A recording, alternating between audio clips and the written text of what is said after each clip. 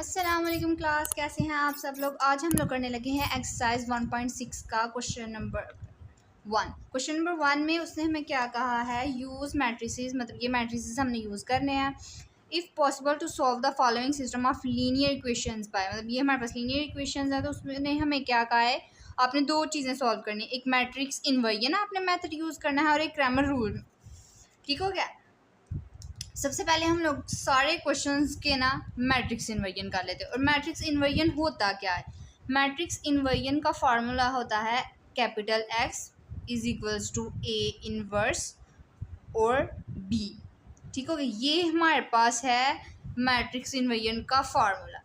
और ये एक्स जो कैपिटल है ये इक्वल होता है एक्स एंड वाई मैट्रिक्स के, ये स्मॉल, ठीक है, small X and Y. A inverse हमारे पास हमने पिछले क्वेश्चंस में किया था, क्या था, एडजॉइंट ऑफ ए, मतलब ए का था ना तो ए ही इधर लिखेंगे, और ए का डिटर्मिनेंट, और उस चीज़ को हम लोग मल्टीप्लाई करेंगे बी वैल्यू के साथ। ठीक हो गया।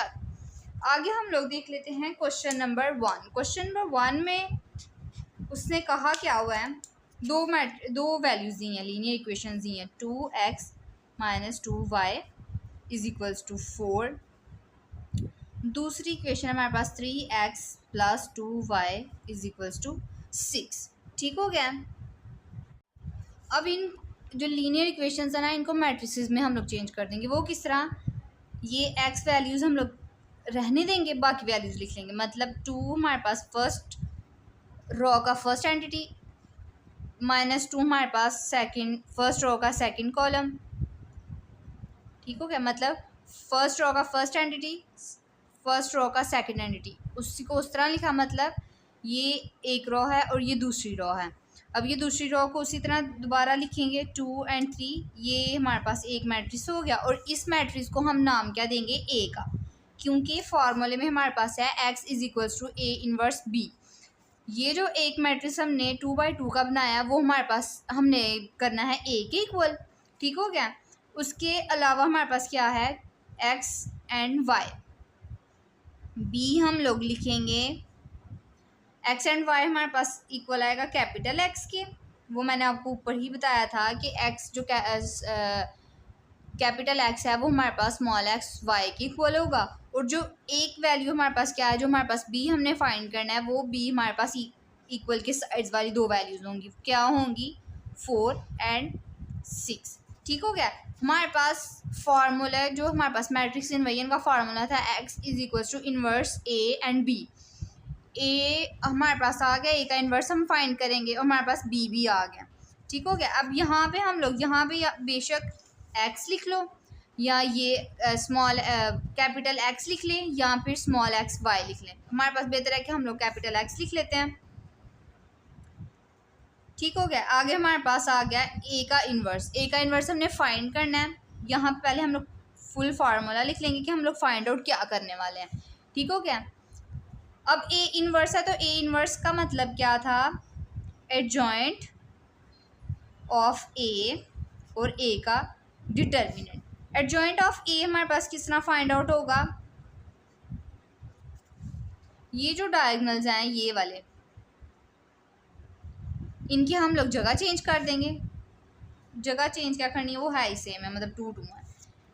इन दोनों के हम लोग साइंस चेंज कर देंगे एडजॉइंट ऑफ ए में, क्योंकि एक एडजॉइंट हमने किसका लेना है, एडजॉइंट ए का, तो हम लोग क्या करेंगे, ए के एडजॉइंट लेंगे। इन डायगोनल्स की जगह चेंज और इन डायगोनल्स के साइंस चेंज, मतलब ये माइनस में है तो ये हमारे पास +2 हो जाएगा, ये प्लस में है और ये -3 में हो जाएगा। ये आ गया हमारे पास एडजॉइंट ऑफ ए। अब हमने क्या करना है, फाइंड आउट ए का डिटर्मिनेंट। पहले हम लोग ए की वैल्यूज़ लिख लेंगे और डिटर्मिनेंट का साइन लगाएंगे।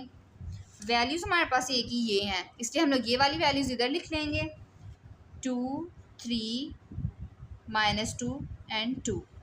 डिटर्मिनेंट में क्या होता है, क्रॉस मल्टीप्लिकेशन होती है। किस तरह, ये दो डायगोनल्स आपस में मल्टीप्लाई करेंगे और ये दो डायगोनल्स आपस में, 2 × 2, बीच में साइन किसका आएगा, माइनस का, ये डायगोनल का रूल होता है। 3 × -2, डिटर्मिनेंट 2 2 ज़ा 4 -3 2 ज़ा 6 माइनस के साथ, ए का डिटर्मिनेंट 4 एज इट इज़ आ जाएगा, माइनस माइनस प्लस 6, क्योंकि ये जो साइन है ना इस साइन के साथ मल्टीप्लाई हो रहा है। इस ब्रैकेट का मतलब ये होता है कि मल्टीप्लिकेशन का, इस साइन के साथ मल्टीप्लाई आना, तो हमारे पास क्या आ जाएगा, प्लस 6 एज इट इज़ आ जाएगा ए का डिटर्मिनेंट, और ये हमारे पास क्या आ जाएगा 10 प्लस के साथ। ठीक हो गया। साइंस वगैरह ध्यान से लिखने हैं, साइंस वगैरह गलत हो गए तो आंसर भी गलत हो जाता है।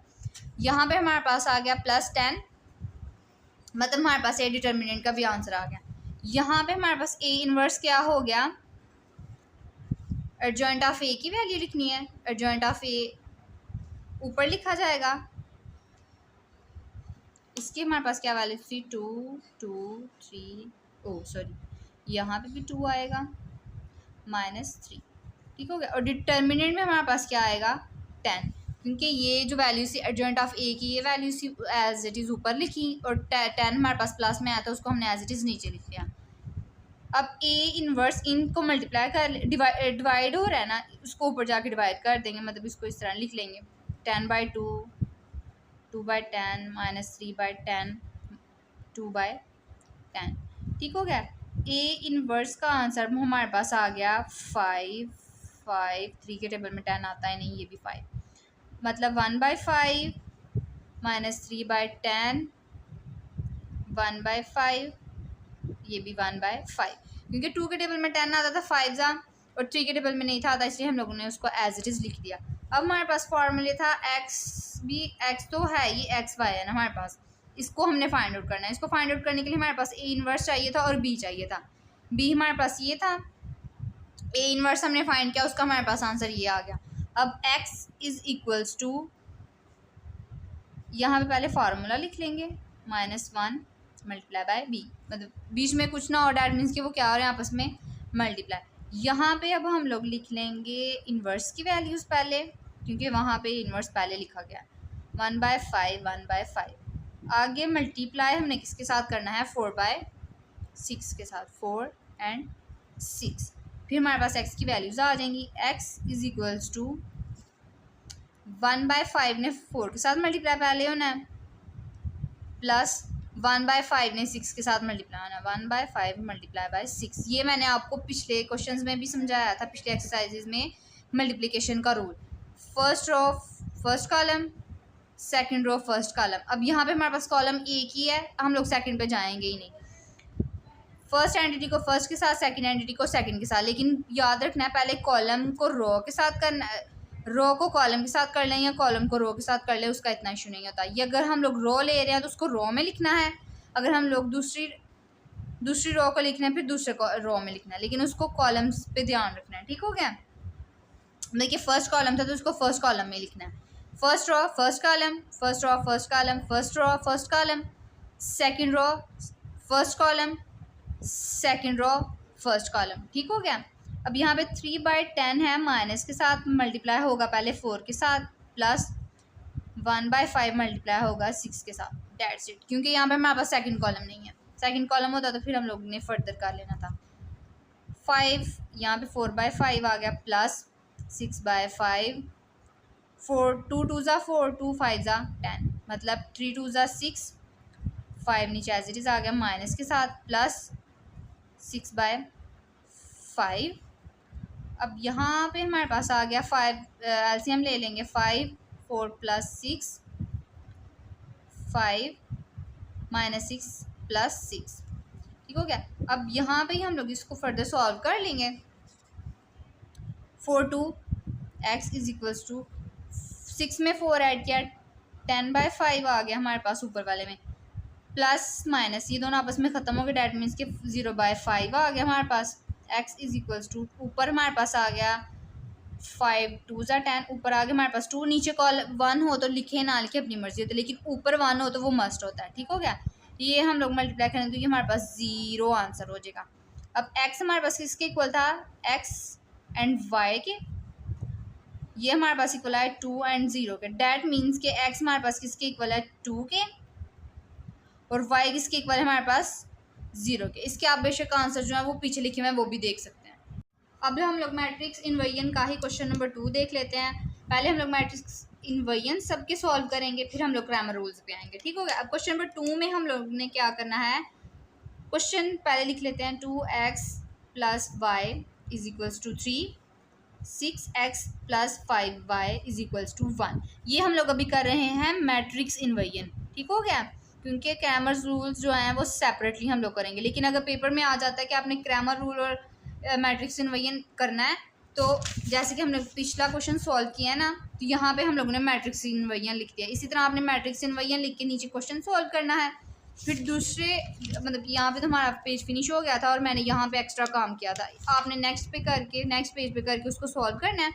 फिर नीचे आपने क्रैमर रूल की मतलब वो डिफाइन करना है कि क्रैमर रूल का फॉर्मूला ये है, फिर क्वेश्चन लिख के ना दोबारा से फिर उसको सॉल्व करना है, ठीक हो गया। अभी हम लोग सिर्फ मैट्रिक्स इन्वर्जन सारे सॉल्व कर रहे हैं, फिर हम लोग नेक्स्ट पार्ट में जो है ना क्रैमर रूल्स पे आ जाएंगे।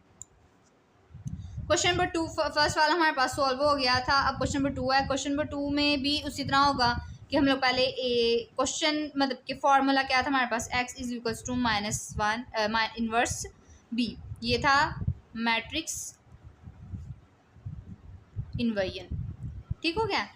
अब यहाँ पे हमारे पास a क्या होगा, ये जो न्यूमेरिक वर्ड्स हैं 2, 6, y के साथ कुछ भी नहीं है, डैट मीन्स 1 है, 5, ठीक है। वैल्यूज़ उसी तरह लिखनी है जिस तरह उसने दी हुई है, बस x y इन चीज़ों को ख़त्म कर देना। 2, 2, 6, 6, 1, यहाँ पे हमारे पास कुछ नहीं था, जिसके पास कुछ नहीं होता उसके पास 1 होता है, 1, 5। b हमारे पास क्या आ गया 3 एंड 1, और कैपिटल x हमारे पास क्या आया x एंड y। ये फार्मूला है हमारे पास मैट्रिक्स इन्वर्जन का, और ये हमने क्वेश्चंस में से ये चीज़ें लिखी हैं।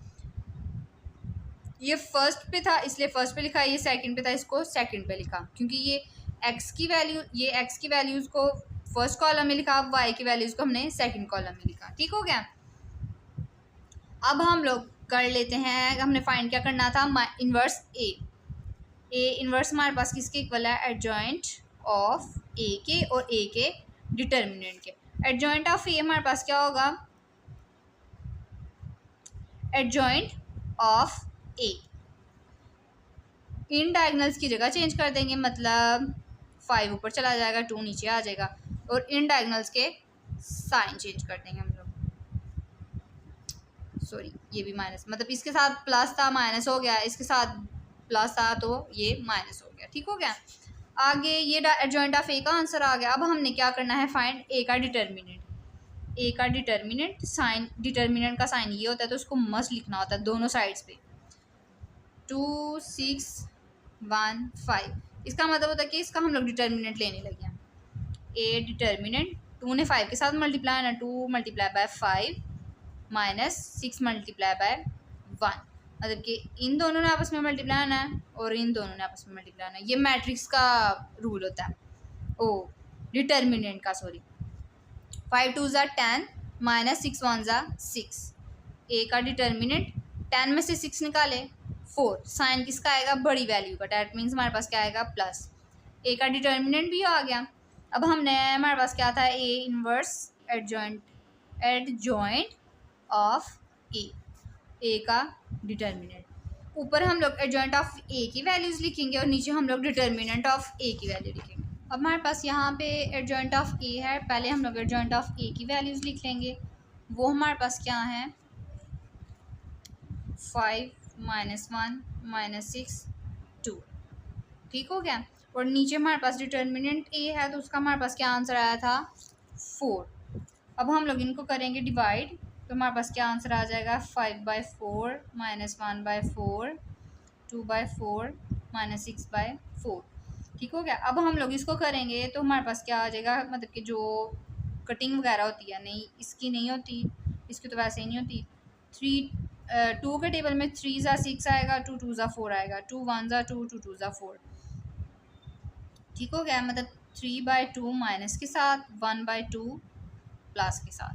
अब हमारे पास हमारे पास फॉर्मूला क्या था वो लिख लेते हैं, x is equals to A inverse multiply by b। x is equals to A inverse की भी हमारे पास वैल्यू आ गई, मतलब 5/4 -3/4 -1/4 1/2 को हमने मल्टीप्लाई करना है b की वैल्यू के साथ, और b हमारे पास क्या है 3 एंड 1। अब हम लोग इसको करेंगे मल्टीप्लाई,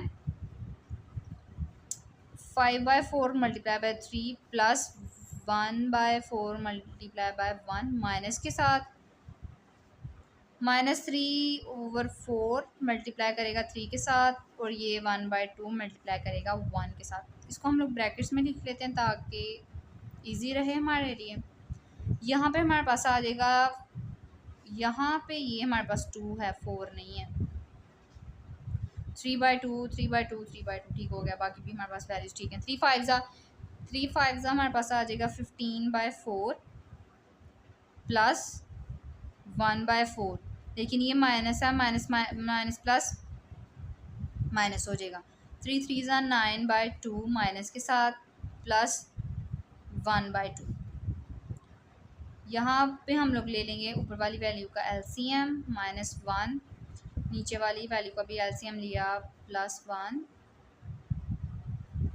यहाँ पे अब हमारे पास आ गया है 14/4 माइनस प्लस के साथ, क्योंकि 15 के साथ हमारे पास प्लस है, बड़ी वैल्यू के साथ प्लस है, डैट मीन्स के हम लोग नीचे भी प्लस ही लिखेंगे। 9 में से 1 निकाला 8/2, लेकिन किसके साथ, माइनस के साथ।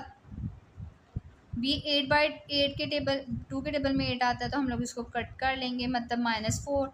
यहाँ पे हमारे पास x की वैल्यू फाइनल क्या आ गई, 14/4 और -4।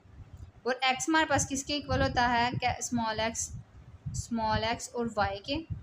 और उसका हमारे पास फाइनल आंसर क्या आया, 14/4 और -4। डैट मीन्स के x हमारे पास किसके इक्वल है, 14/4 के, और y हमारे पास आंसर आया है -4। क्वेश्चन नंबर 2 भी हमारा सॉल्व हो गया। उम्मीद है कि आपको इतनी समझ आई होगी। अल्लाह हाफिज़।